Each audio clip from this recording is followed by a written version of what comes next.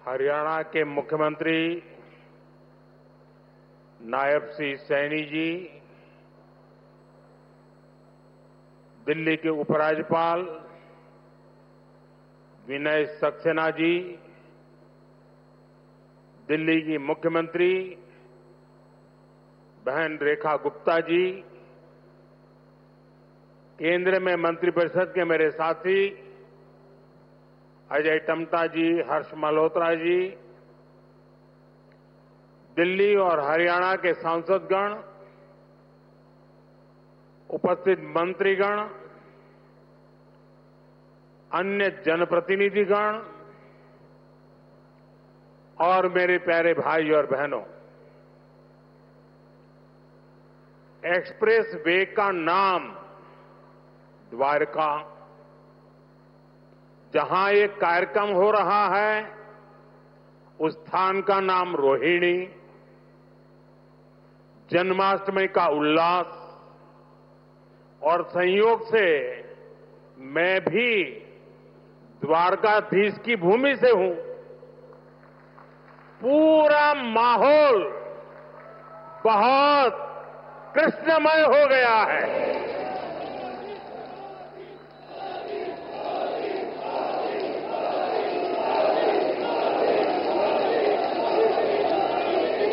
साथियों, अगस्त का ये महीना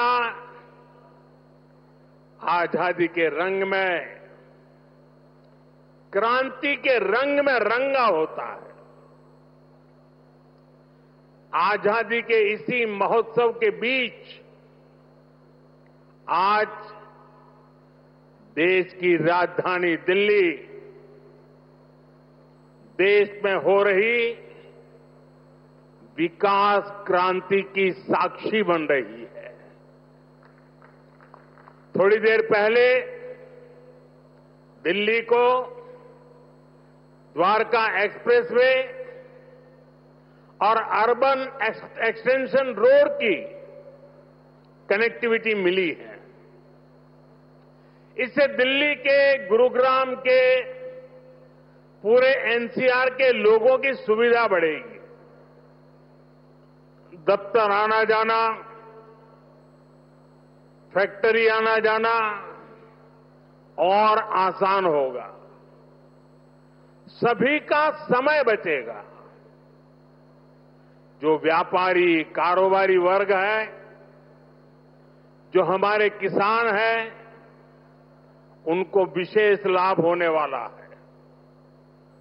दिल्ली एनसीआर के सभी लोगों को इस आधुनिक सड़कों के लिए, आधुनिक इंफ्रास्ट्रक्चर के लिए बहुत बहुत बधाई देता हूं।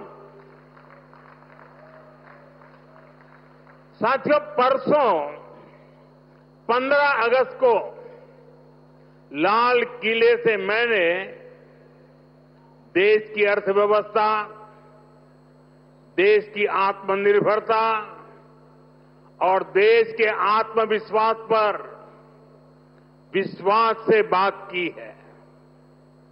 आज का भारत क्या सोच रहा है, उसके सपने क्या है, संकल्प क्या है, ये सब कुछ आज पूरी दुनिया अनुभव कर रही है।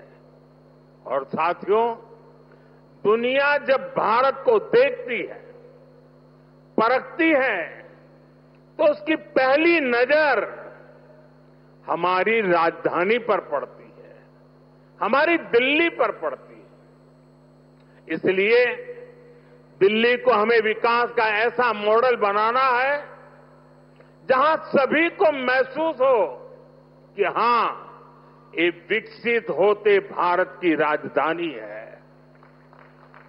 साथियों, बीते 11 साल से केंद्र में भारतीय जनता पार्टी की सरकार ने इसके लिए अलग अलग स्तरों पर निरंतर काम किया है। अब जैसे कनेक्टिविटी का विषय ही है, दिल्ली एनसीआर की कनेक्टिविटी में बीते दशक में अभूतपूर्व सुधार हुआ है। यहां आधुनिक और चौड़े एक्सप्रेस वे हैं।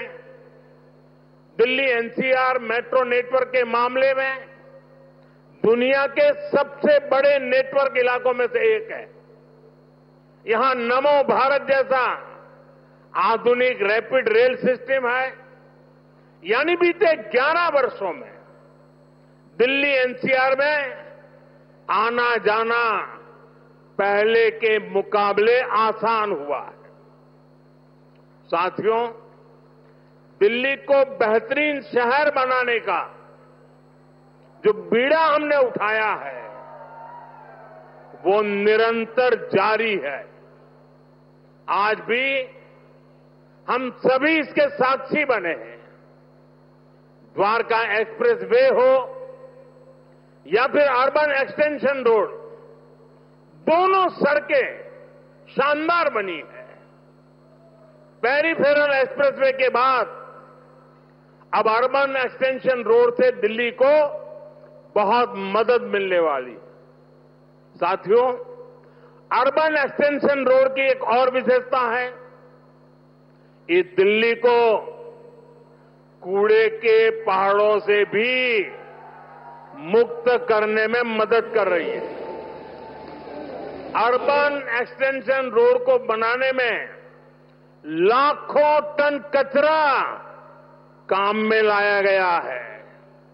यानी कूड़े के पहाड़ को कम करके उसे वेस्ट मटेरियल का इस्तेमाल सड़क बनाने में किया गया है और वैज्ञानिक तरीके से किया गया है। यहां पास में ही भलसवा लैंडफिल स्पा साइट है। यहां आसपास जो परिवार रहते हैं उनके लिए कितनी समस्या है ये हम सभी जानते हैं। हमारी सरकार ऐसी हर परेशानी से दिल्ली वालों को मुक्ति दिलाने में जुटी हुई है। साथियों, मुझे खुशी है कि रेखा गुप्ता जी के नेतृत्व में दिल्ली की भाजपा सरकार यमुना जी की सफाई में भी लगातार जुटी हुई है। मुझे बताया गया कि यमुना से इतने कम समय में 16 लाख मैट्रिक टन सील्ड हटाई जा चुकी है।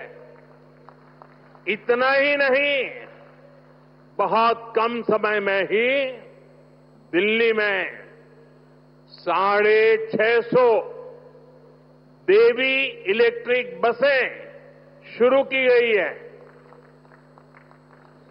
और इतना ही नहीं, भविष्य में भी इलेक्ट्रिक बसें एक बहुत बड़ी मात्रा में करीब करीब 2000 का आंकड़ा पार कर जाएगी। ये ग्रीन दिल्ली, क्लीन दिल्ली के मंत्र को और मजबूत करता है। साथियों, राजधानी दिल्ली में कई वर्षों के बाद भाजपा सरकार बनी है। लंबे अरसे तक हम दूर दूर तक भी सत्ता में नहीं थे और हम देखते हैं कि पिछली सरकारों ने दिल्ली को जिस प्रकार से बर्बाद किया, दिल्ली को ऐसे गड्ढे में गिरा दिया था। मैं जानता हूं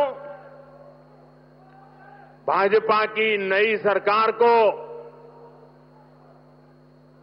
लंबे अरसे से मुसीबतों बढ़ती जो गई थी उसमें से दिल्ली को बाहर निकालना कितना कठिन है। पहले तो वो गड्ढा भरने में ताकत जाएगी और फिर बड़ी मुश्किल से कुछ काम नजर आएगा। लेकिन मुझे भरोसा है दिल्ली में जिस टीम को आपने चुना, मेहनत करके पिछले कई दशकों से जो समस्याओं से गुजरे रहे हैं उसमें से दिल्ली को बाहर निकाल के रहेंगे। साथियों, ये सहयोग भी पहली बार बना है जब दिल्ली में, हरियाणा में, यूपी और राजस्थान चारों तरफ भाजपा सरकार है। ये दिखाता है इस पूरे क्षेत्र का कितना आशीर्वाद भाजपा पर है, हम सभी पर है। इसलिए हम अपना दायित्व समझकर दिल्ली एनसीआर के विकास में जुटे हैं। हालांकि कुछ राजनीतिक दल हैं जो जनता के इस आशीर्वाद को अभी भी पचा नहीं पा रहे हैं। वो जनता के विश्वास और जमीनी सच्चाई दोनों से बहुत कट चुके हैं, दूर चले गए हैं। आपको याद होगा कुछ महीने पहले किस तरह दिल्ली और हरियाणा के लोगों को एक दूसरे के खिलाफ खड़ा करने की, दुश्मनी बनाने की साजिश रची गई। ये तक कह दिया गया कि हरियाणा के लोग दिल्ली के पानी में जहर मिला रहे हैं। इस तरह की नकारात्मक राजनीति से दिल्ली और पूरे एनसीआर को मुक्ति मिली है। अब हम एनसीआर के कायाकल्प का संकल्प लेकर चल रहे हैं और मुझे विश्वास है ये हम करके दिखाएंगे। साथियों, गुड गवर्नेंस भाजपा सरकारों की पहचान है। भाजपा सरकारों के लिए जनता जनार्दन ही सर्वोपरि है। आप ही हमारा हाई कमांड है। हमारी लगातार कोशिश रहती है कि जनता का जीवन आसान बनाए। यही हमारी नीतियों में दिखता है, हमारे निर्णयों में दिखता है। हरियाणा में एक समय कांग्रेस सरकारों का था जब बिना खर्ची पर्ची के एक नियुक्ति तक मिलना मुश्किल था, लेकिन हरियाणा में भाजपा सरकार ने लाखों युवाओं को पूरी पारदर्शिता के साथ सरकारी नौकरी दी है। नायब सिंह सैनी जी के नेतृत्व में ये सिलसिला लगातार चल रहा है। साथियों, यहां दिल्ली में भी जो झुग्गियों में रहते थे, जिनके पास अपने घर नहीं थे, उनको पक्के घर मिल रहे हैं। जहां बिजली, पानी, गैस कनेक्शन तक नहीं था, वहां ये सारी सुविधाएं पहुंचाई जा रही है। और अगर मैं देश की बात करूं तो बीते 11 सालों में रिकॉर्ड सड़कें देश में बनी है। हमारे रेलवे स्टेशनों का कायाकल्प हो रहा है। वंदे भारत जैसी आधुनिक ट्रेनें गर्व से भर देती है। छोटे छोटे शहरों में एयरपोर्ट बन रहे हैं। एनसीआर में ही देखिए कितने सारे एयरपोर्ट हो गए।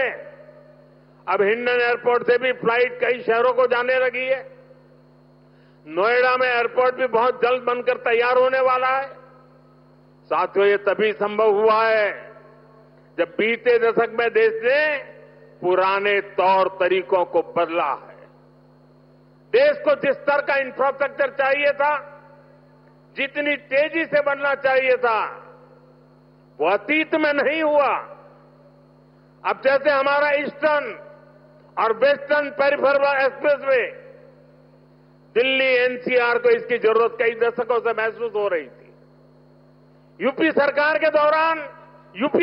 के दौरान इसको लेकर फाइलें चलनी शुरू हुई, लेकिन काम तब शुरू हुआ जब आपने हमें सेवा करने का अवसर दिया।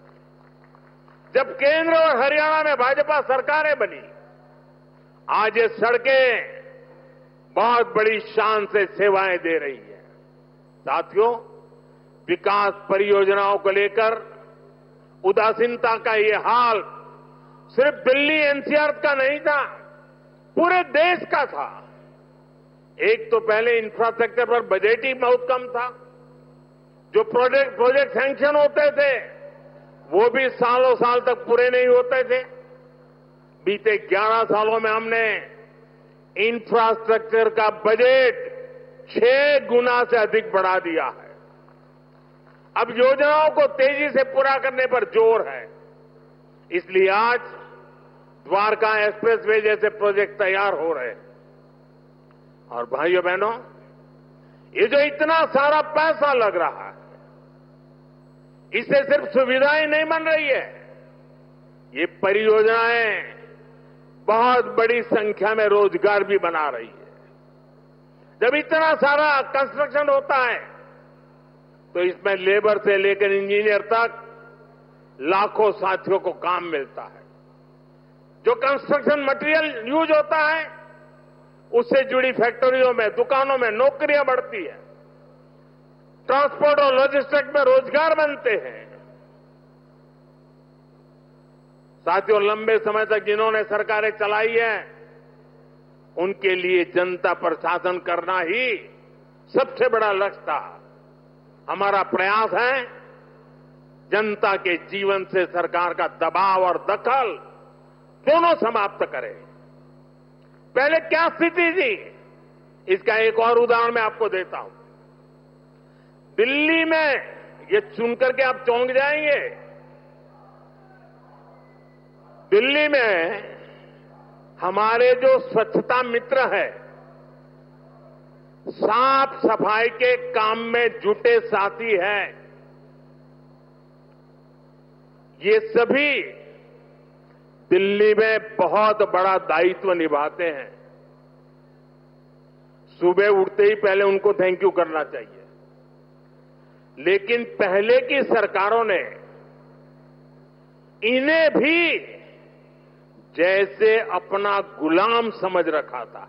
मैं इन छोटे छोटे मेरे सफाई में बंधुओं की बात कर रहा हूं। ये जो लोग सर पे संविधान रख करके नाचते हैं ना,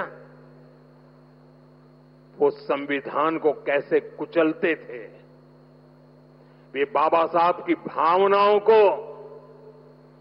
कैसे दगा देते थे,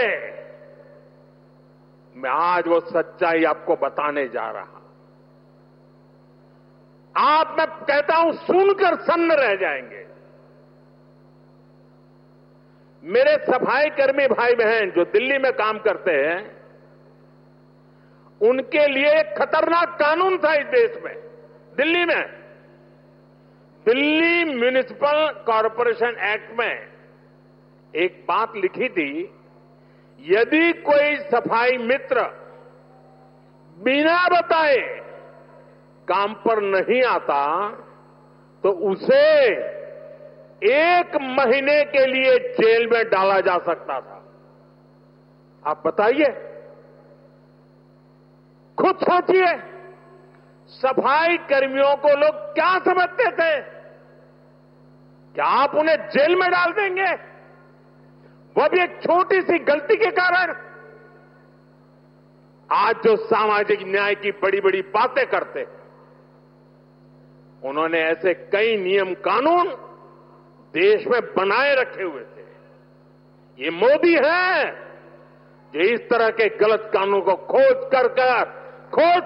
करके खत्म कर रहा है।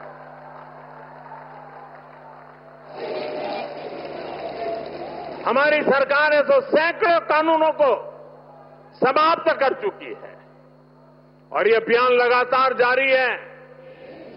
साथियों, हमारे लिए रिफॉर्म का मतलब है सुशासन का विस्तार।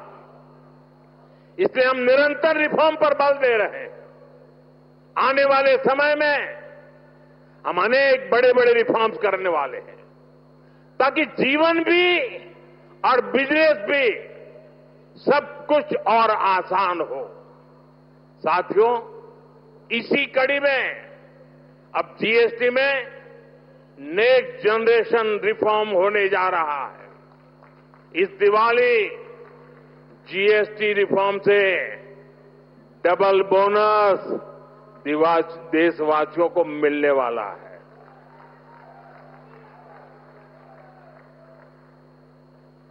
हमने इसका पूरा प्रारूप राज्यों को भेज दिया है। मैं आशा करता हूं कि सभी राज्य भारत सरकार के इस इनिशिएटिव को सहयोग करेंगे, जल्द से जल्द इस प्रक्रिया को पूरा करेंगे ताकि ये दिवाली और ज्यादा शानदार बन सके। हमारा प्रयास जीएसटी को और आसान बनाने और टैक्स दरों को रिवाइज करने का है।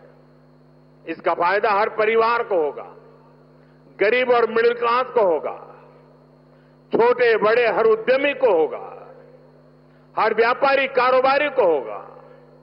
साथियों, भारत की बहुत बड़ी शक्ति हमारी प्राचीन संस्कृति है, हमारी प्राचीन धरोहर है। इस सांस्कृतिक धरोहर का एक जीवन दर्शन है, जीवंत दर्शन भी है। और इसी जीवन दर्शन में हमें चक्रधारी मोहन और चरखाधारी मोहन दोनों का परिचय होता है। हम समय समय पर चक्रधारी मोहन से लेकर चरखाधारी मोहन तक दोनों की अनुभूति करते हैं।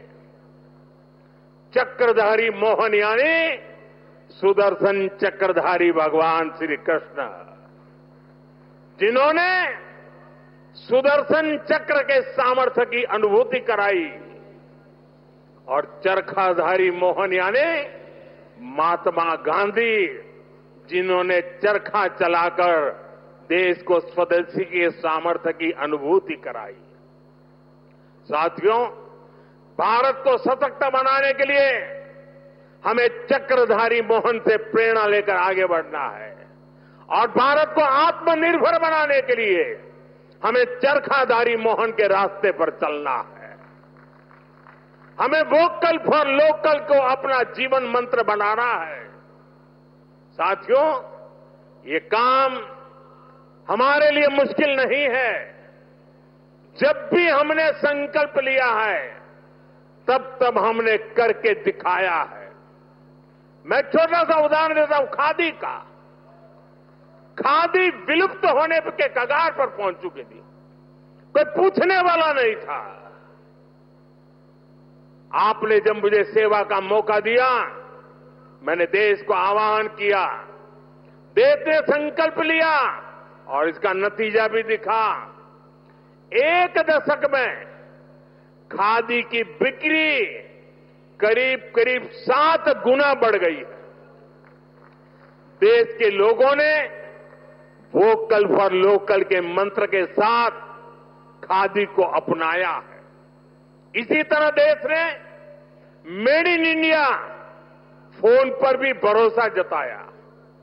11 साल पहले हम अपनी जरूरत के ज्यादातर फोन इंपोर्ट करते थे। आज ज्यादातर भारतीय मेड इन इंडिया फोन ही इस्तेमाल करते हैं। आज हम हर साल 30-35 करोड़ मोबाइल फोन बना रहे हैं। 30-35 करोड़ मोबाइल फोन बना रहे हैं और एक्सपोर्ट भी कर रहे हैं। साथियों, हमारा मेड इन इंडिया, हमारा यूपीआई आज दुनिया का सबसे बड़ा real time digital payment platform बन चुका है। दुनिया का सबसे बड़ा। भारत में बने रेल कोच हो या फिर लोकोमोटिव, इनकी डिमांड अब दुनिया के दूसरे देशों में भी बढ़ रही है। साथियों, जब ये रोड इंफ्रास्ट्रक्चर की बात आती है, भारत ने गति शक्ति प्लेटफॉर्म बनाया है। 1600 लेयर, 1600 लेयर डेटा के हैं उसमें, और किसी भी प्रोजेक्ट को वहां पर कैसी कैसी परिस्थितियों से गुजरना पड़ेगा, किन नियमों से गुजरना पड़ेगा, वाइल्ड लाइफ है कि जंगल है कि क्या है, नदी है, नाला है, क्या है, सारी चीजें मिनटों में हाथ लग जाती हैं और प्रोजेक्ट तेज गति से आगे बढ़ते हैं।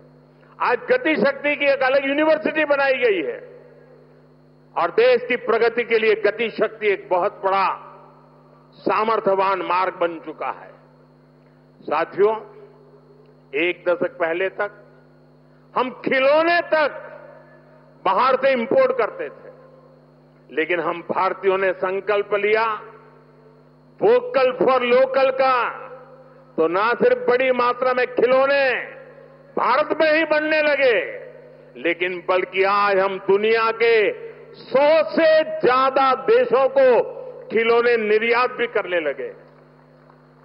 साथियों, इसलिए मैं फिर आप सभी से, सभी देशवासियों से आग्रह करूंगा, भारत में बने सामान पर हम भरोसा करें। भारतीय हैं तो भारत में बना ही खरीदें। अब त्योहारों का सीजन चल रहा है, अपनों के साथ अपने लोकल उत्पादकों की खुशियां बांटें। आप तय करें, गिफ्ट वही देना है जो भारत में बना हो, भारतीयों द्वारा बनाया हुआ। साथियों, मैं आज व्यापारी वर्ग से, दुकानदार बंधुओं से भी एक बात कहना चाहता हूं। होगा कोई समय विदेश में बना सामान आपने इसलिए बेचा हो ताकि शायद आपको लगा हो प्रॉफिट थोड़ा ज्यादा मिल जाता है। अब आपने जो किया सो किया, लेकिन अब आप भी वोकल फॉर लोकल के मंत्र पर मेरा साथ दीजिए। आपके इस एक कदम से देश का तो फायदा होगा, आपके परिवार का, आपके बच्चों का भी फायदा होगा। आपकी बेची हुई हर चीज से देश के किसी मजदूर का, किसी गरीब का फायदा होगा। आपकी बेची गई हर चीज का पैसा भारत में ही रहेगा, किसी न किसी भारतीय को ही मिलेगा। यानी ये भारतीयों की खरीद शक्ति को ही बढ़ाएगा, अर्थव्यवस्था को मजबूती देगा। और इसलिए मेरा आग्रह है, आप मेड इन इंडिया सामान को पूरे गर्व के साथ बेचें। साथियों, दिल्ली आज एक ऐसी राजधानी बन रही है जो भारत के अतीत का भविष्य के साथ साक्षात्कार भी कराती है। कुछ दिन पहले ही देश को नया सेंट्रल सेक्रेटरिएट कर्तव्य भवन मिला है, नई संसद बन चुकी है, कर्तव्य पथ नए रूप में हमारे सामने है। भारत मंडपम और यशोभूमि जैसे आधुनिक कॉन्फ्रेंस सेंटर था दिल्ली की शान बढ़ा रहे हैं। ये दिल्ली को बिजनेस के लिए, व्यापार कारोबार के लिए बेहतरीन स्थान बना रहे हैं। मुझे विश्वास है इन सभी के सामर्थ्य और प्रेरणा से हमारी दिल्ली दुनिया की बेहतरीन राजधानी बनकर उभरेगी।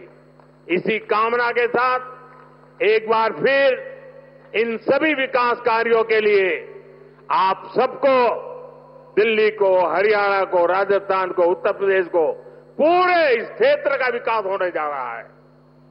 मैं बहुत बहुत शुभकामनाएं देता हूं, बहुत बहुत बधाई देता हूं। आप सबका बहुत बहुत धन्यवाद।